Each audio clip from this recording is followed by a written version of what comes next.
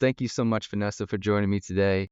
Super excited to talk about your, I don't know if it's abnormal journey, but a really cool journey from finance to fashion. I'm kind of on both sides of those sectors as well. So it's going to be interesting to talk about that and get into another tomorrow and the brand you've built and created. Before we sort of get into the mission and vision of sort of the brand, talk a little bit about that journey from finance to fashion. What was sort of the catalyst, and take us through your sort of career arc a little bit before another tomorrow. Goes way further back, I think even so if you'll bear with me, I'll give you sort Sure. of like the long story short. So, I am originally an Iowa gal and I grew up in a bunch of different college towns in the Midwest and kind of Rust Belt. And my dad was a sociology professor and an early technologist. My mom was an artist. And so I really kind of grew up with this idea that there are all these solutions to issues kind of at the intersection of disciplines. And I was very much sort of just couldn't have explained it that way at the time, but that was sort of the soup that I was in, for all of my upbringing in these college towns, which was amazing. And at the same time, really kind of had like a front row seat to the negative externalities of capital. I think about my upbringing, kind of the middle of my upbringing was in northwestern Pennsylvania, and it was like, the Great Lakes were unswimmable. There was like chemlon all over the place. And simultaneously, the bottom kind of fell out of the town that I was growing up in because a bunch of the really high paying manufacturing jobs left.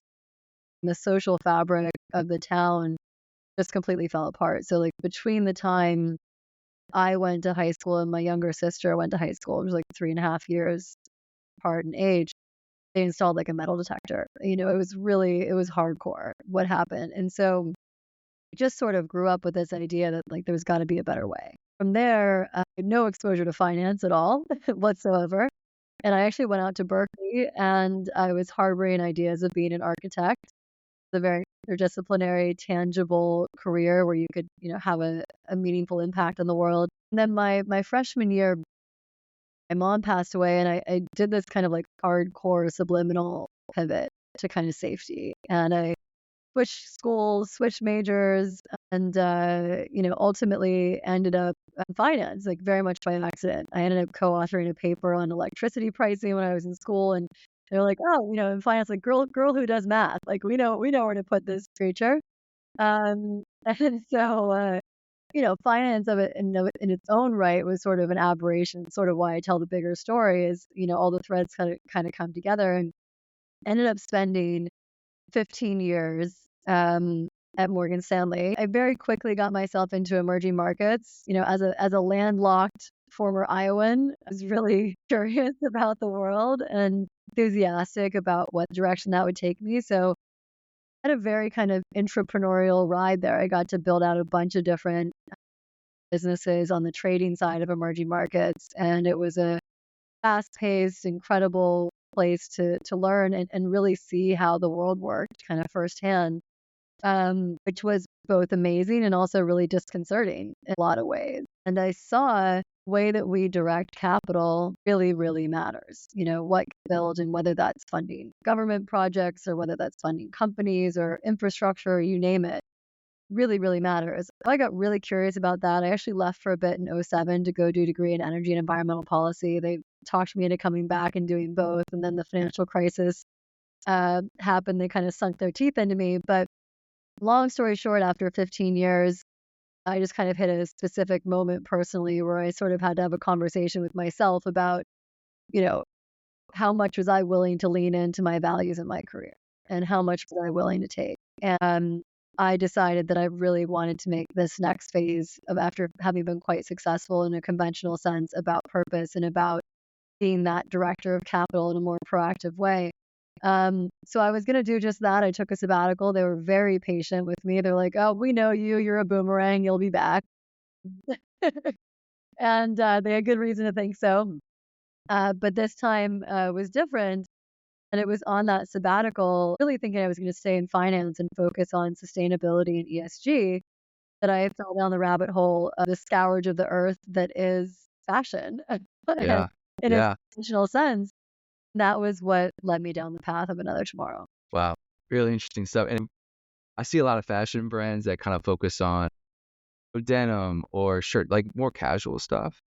And the reason I thought this was interesting because I think it is much more of a professional feel and sort of a not necessarily high fashion, but just again, not like t-shirts, not like like there's a higher quality to it.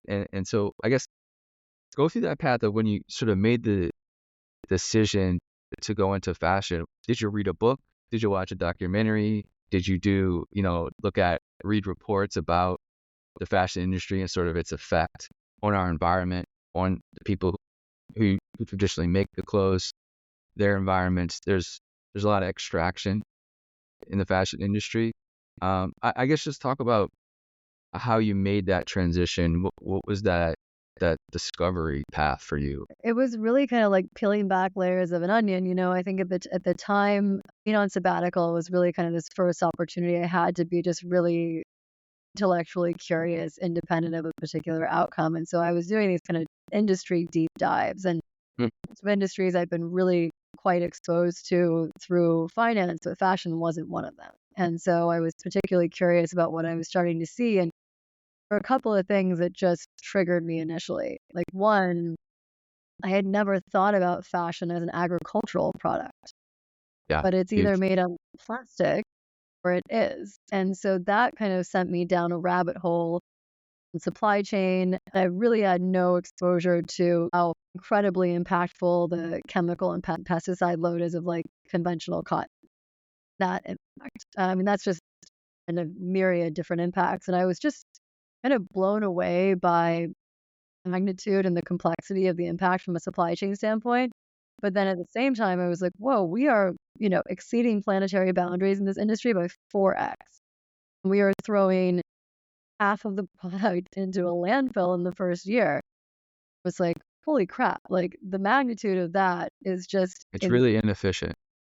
it's really inefficient. So it was just a fascinating kind of like systems problem to solve, frankly. And so I looked at that and just thought, there's got to be a new kind of systems thinking way of doing this. And never in a million years thought I would start a brand. Mhm.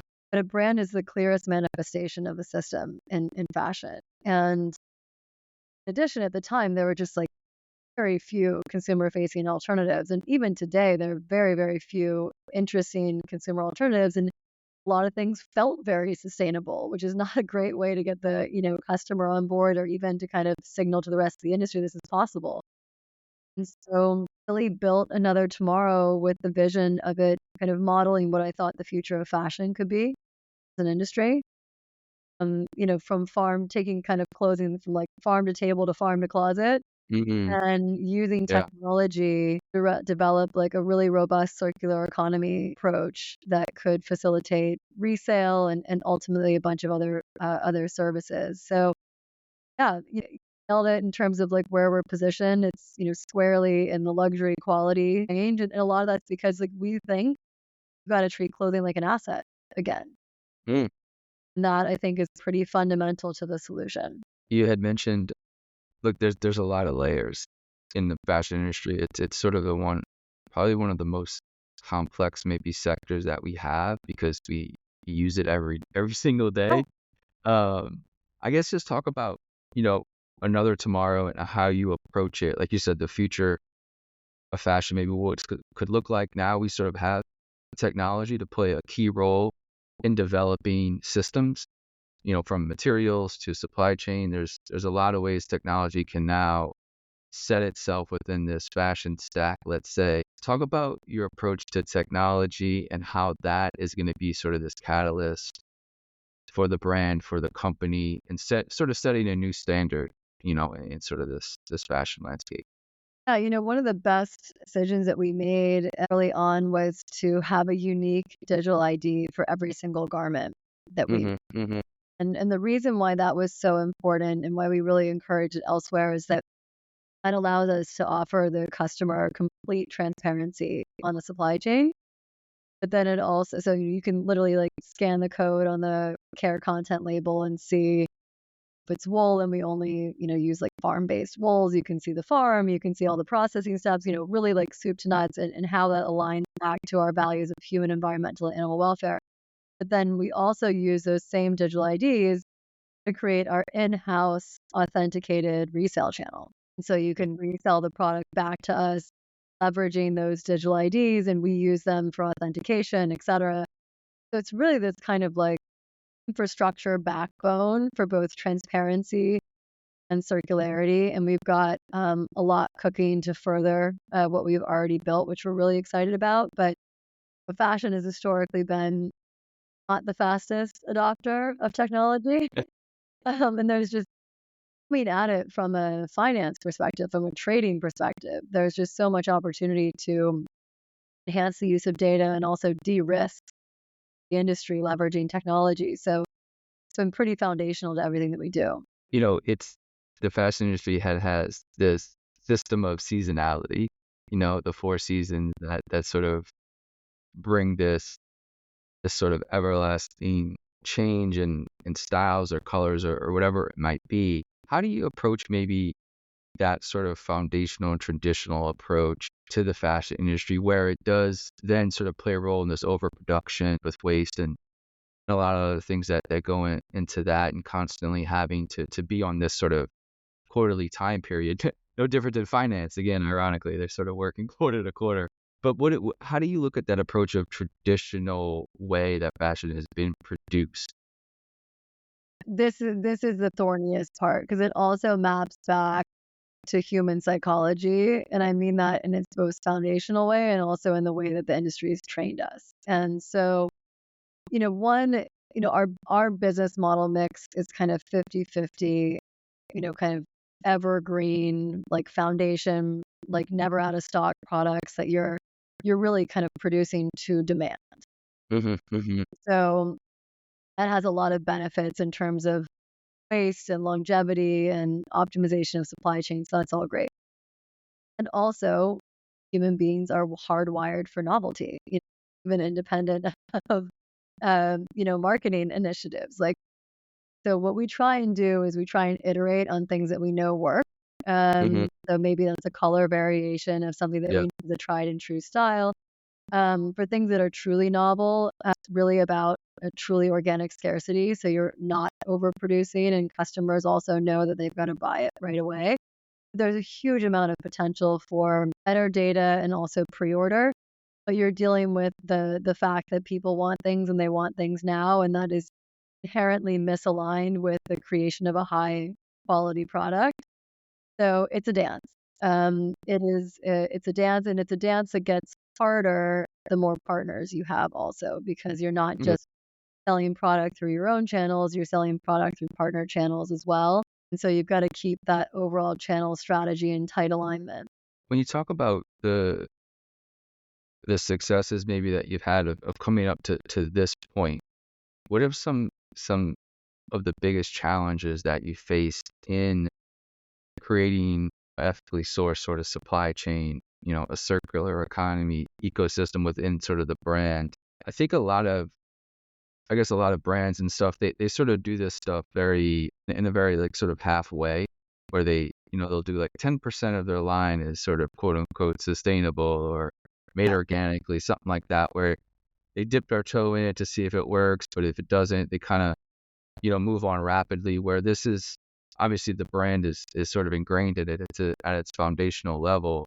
But what are some of the biggest challenges you faced, and that others that want to maybe, go down the same path that you did? What are the challenges that they're going to face from actually building, like you said, sort of this farm to closet ecosystem? So they're myriad, and it's funny. It's like you forget about all the pain behind you. Totally. Yeah. But yeah, like, I mean, the first challenge I faced is I knew like one person in the entire industry, so I had no idea what I was doing. That was, Crazy. yeah, that's pretty nuts in hindsight. Truly, I knew one person. But really, I think that the biggest issue that we face is, we really invested a lot of time creating this foundational decision matrix based on, science-based best practices, really rigorous decisions. Like we understood what we were willing to do, why we were willing to do it, and like what our clear set of standards were. Then we had the naive notion that particular materials existed in the market that map back to those standards, especially given how much we talk about sustainability. The truth is, when it comes to materials, a lot of it's like pretty similar to what you just described about brands. Is like given materials mill will have a very small portion of the collection dedicated to things that are sustainable. And they are by far not the most interesting things that you've ever seen. So Yeah. you're kind of, Yeah. it's you don't have a lot to choose from. And so we really spent a ton of time. I shouldn't say that. We did a deep discovery process around that, and pretty quickly came to the conclusion that if we wanted to create material, if we wanted materials that met our quality and hand feel and design and crucially sustainability standards, we had to build most of them custom. And so we ended up building out a really kind of custom materials library, which took longer at the outset, for sure. And in many cases, actually mapped back to like agricultural cycles in terms of how you can develop those. But then once we established that material library, then it became way more efficient, and we have these really deep partnerships that we leverage to do the materials. So that was the biggest challenge, was really kind of making that realization that what we wanted did not exist and we needed to, in collaboration, create it. But then once that was clear, we, kind of just got to work. We would literally, I mean, we were buying wool directly from these ethical and regenerative farms in Tasmania ourselves, and then Mm-hmm. having to go around Italy and try and convince people to work with the wool of a Right. non-existent brand, and those mills had to meet our chemical standards and energy standards and all of that. And eventually we did it. But, there were a lot of no's along the way, as you might imagine. I would get your thoughts on, we touched on the technology part a little bit, but what are your thoughts on technology in the creation of sort of fibers Mm, and different kind of materials? I've interviewed and sort of spotlighted some brands and people in this space, essentially creating, alternatives to these classic sort of materials, whether it be, leather or, you yeah. know, cotton or whatever it might be, that sort of, over the years has been very extractive materials. And now they're sort of, you can make them in sort of these labs in a very clean environment. You can make them out of, like we said, maybe recycled plastic can be, made into fibers. And there's all these different ways, like technologies basically playing a part in creating new fabrics or revitalizing, old and existing ones that are sort of destined for landfills or might even come out of landfills.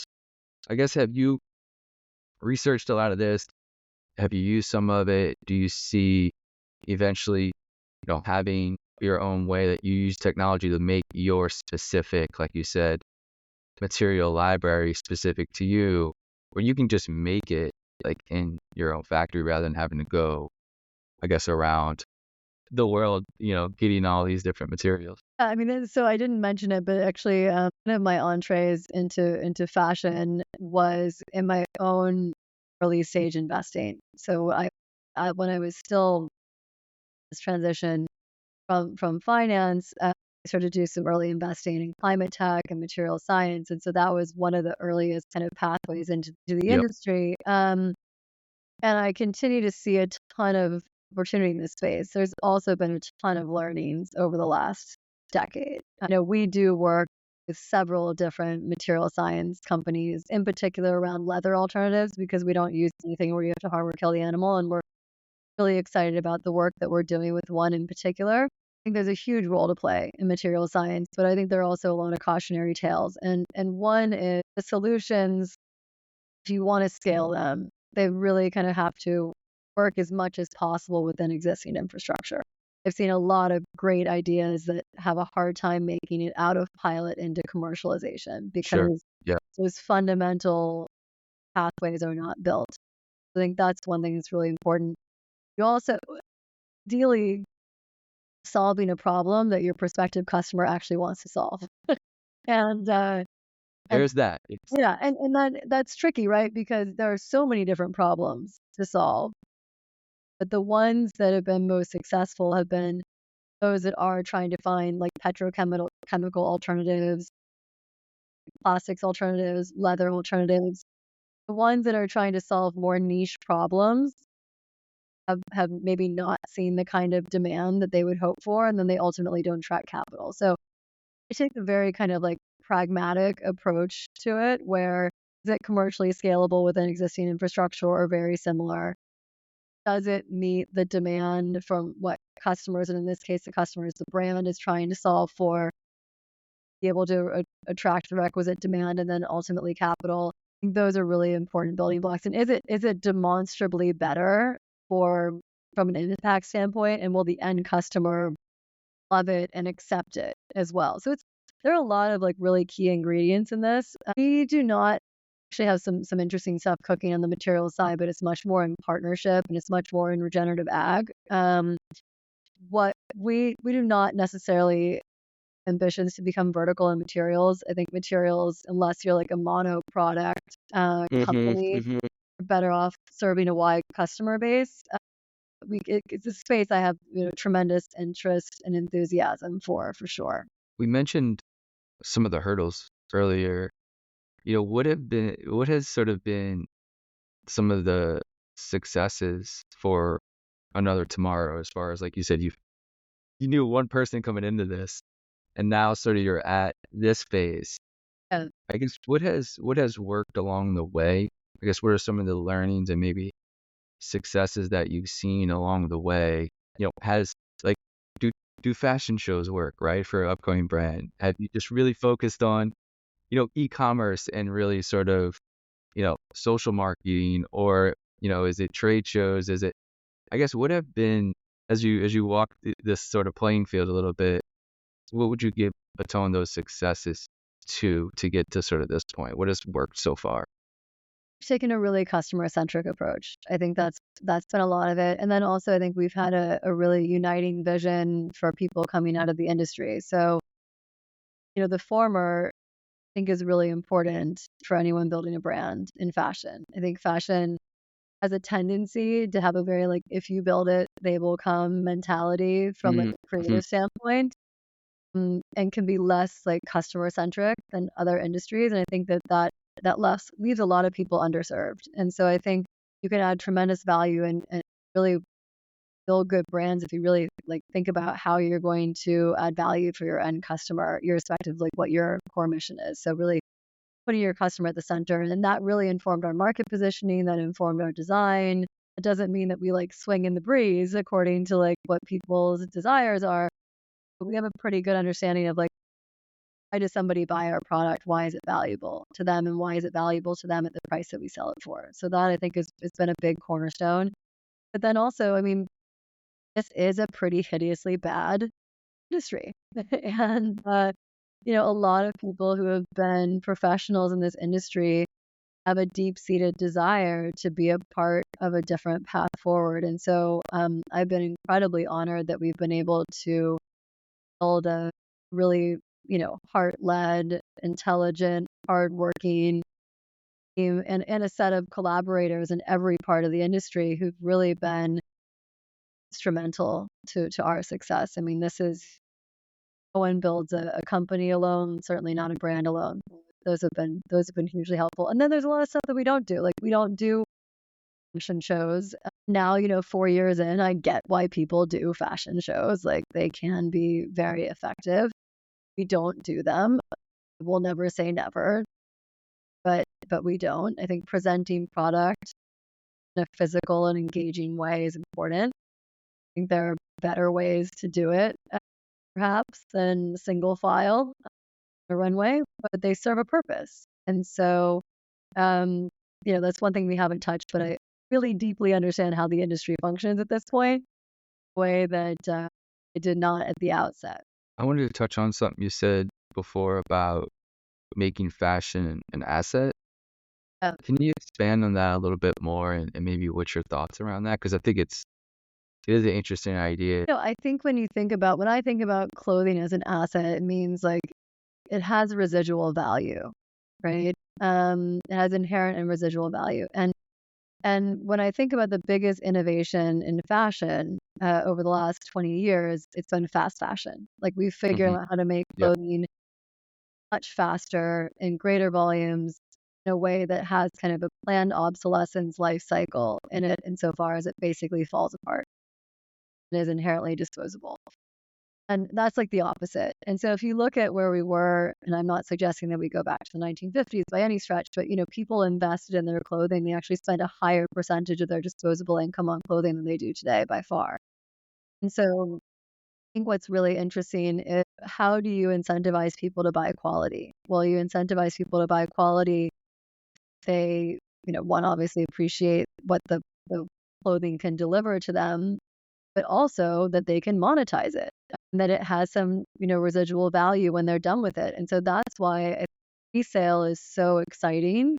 And I think that that's, we've seen immense growth in secondhand, which is awesome. And I think the fact that it's generally the more economic decision as well is part of the reason why you've seen such a tailwind to adoption. But that's been a sea change, in the last, I would say, 7 years for sure, but it's really accelerated in the last 3 to 5 in terms of what your consumer options are. So it's exciting. You had mentioned, your angel investing in some startups, back before you sort of started Another Tomorrow. Did you raise money for Another Tomorrow? Was it bootstrapped initially? We've raised the earliest days I funded it. I felt that that was important to be able to bring the concept to life in its most, kind of fully baked format and demonstrate its commercial viability, especially because we've taken such a systems-based approach where we are just trying to solve sourcing from an environmental standpoint or a human welfare standpoint, or we weren't just trying to leverage technology for circularity. We really wanted to build a new system. But then after that, we have raised capital in a somewhat more conventional sense, but with a really strong focus on the types of investors that we're bringing into the tent. Yeah, that was my next question was, did you sort of pitch this as, go to investors that looked at the economics of fashion in this particular industry, or did you go towards more, you know, impact investors, let's say, that focus on, climate investment and circular economy investment? There's kind of two sort of, there's like a Yeah. traditional Yeah, no, VC path versus, it's been both. It's actually yeah, really been both. great. I That's think good. it's because, the company exhibits kind of both properties, impact, circularity, et cetera, and then also really kind of traditional consumer. And in order for us to really fulfill our mission, we've got to deliver, commercial returns. And so it's helpful to have those tensions. I think it's really healthy for the business to have those tensions. And so we've been honored to have that type of capital. I'll end on two questions here. One would be some maybe tips and advice you would give to future founders in this space. There's a lot of people that go into fashion, in school, right? They sort of know early on that this is kind of what they want to do. But learning and creating a business is two completely different things.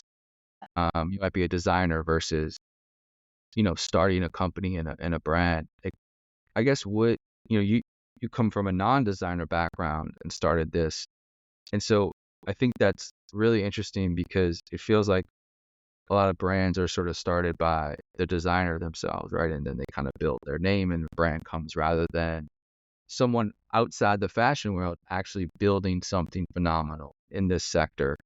What were some advice or tips you would give to future founders like yourself coming outside of the fashion industry wanting to build something? Yeah, I mean, I think you've got to get the basic economics right out the gates. So I think really grounding yourself in what works conventionally is really important and helpful. And I say that both because we did that really well in certain ways and not in others. And I think that there's a tendency in all early stage businesses to be like, well, we'll figure that out later, Yep. right? Um, well, you don't, right? I mean, it's you do with a lot of pain if you don't get like the basic, economics, channel strategy, et cetera, like pretty bolted down. So if you don't have that mindset yourself, like find a partner, find an advisor that does, and that can be that sounding, or find several.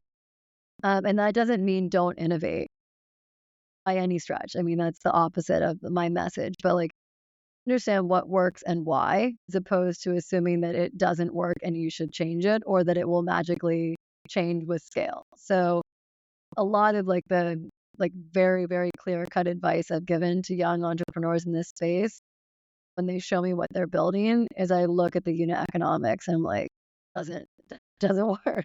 That does not work. Go back to the drawing board. Or show, Everything else is a bit irrelevant, yeah, or if you show can't me get how that. that is actually going to work, and uh, you just don't want to start from that place, right? And so that I think is really foundational, important.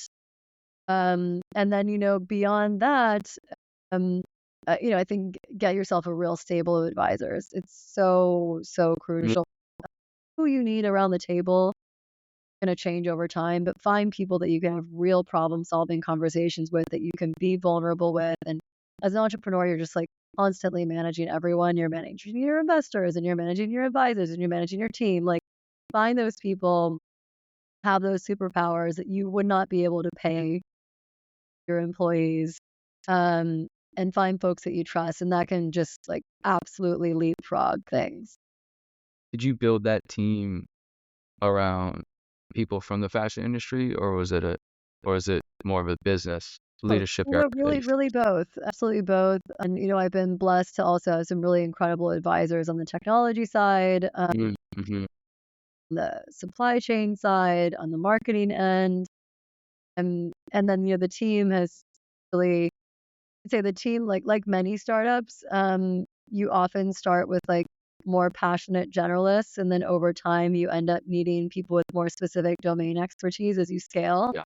We're really kind of a perfect manifestation of that inflection point.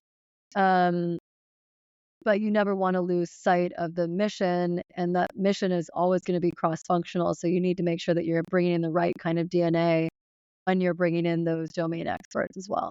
I'll end on the last question here is just a little bit about the future. You've done so much already and you've gotten to this point and it's been quite a journey. But what does the next sort of 3 to 5 years look like for you and the team? What are some of the goals and successes you'd like to achieve? Yeah, I mean, on the brand side, our goal is to really be the leading sustainable luxury brand, across global geographies. So we've got some wood to chop to do that. We really want to demonstrate that we can deliver on conventional success in this systems change model. So that's important to us. And then equally, we're excited that we're at this point where some of the things that we've built for another tomorrow we believe can be of service to others in the industry. And so we've always taken a very sort of open sourced approach to what we do, Yeah. but we're Yeah. also excited to lean in more, to building out some of the B2B pieces of the business to serve the industry at Yeah. large. And so I'm excited that our team structure now is in a really good place to facilitate that as well. Yeah, I love that. That gives a tremendous opportunity from like the previous question we had, more entrepreneurs getting into the industry that can go have a partner that's kind of done the legwork and the hard work to Yeah, build the foundational side, and then they can sort of take their creative side and say, hey, we want to build on top of your foundational layer, let's say. You're like a layer one blockchain. exactly. They No, want to no, build on top of you. no, precisely. Yeah. Awesome. Well, thank you so much, Vanessa. This was amazing conversation. I love what you and the team have built. I know it's really, really hard to do, especially in this space. So just want to say best of luck for the next decades to come. Well, thank you so much, Grant. It's been a real pleasure. Thank you for having me and for the opportunity, and I look forward to staying in good touch.